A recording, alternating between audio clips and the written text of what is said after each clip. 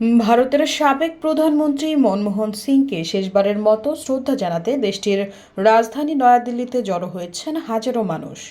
শনিবার সকালে নয়াদিল্লিতে কংগ্রেস পার্টির সদর দপ্তরে আনা হয় দেশটির ১৪তম প্রধানমন্ত্রীর কফিন।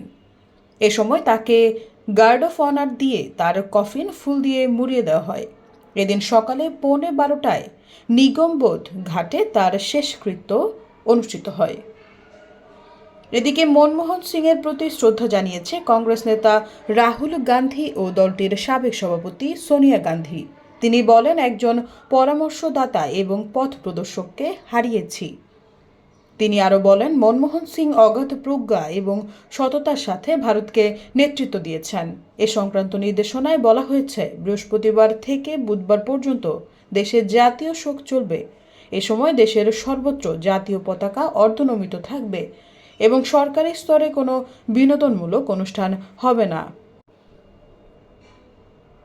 এর আগে বৃহস্পতিবার নয়াদিল্লির All India Institute of Medical Science হাসপাতালে মনমোহন সিং মারা যান।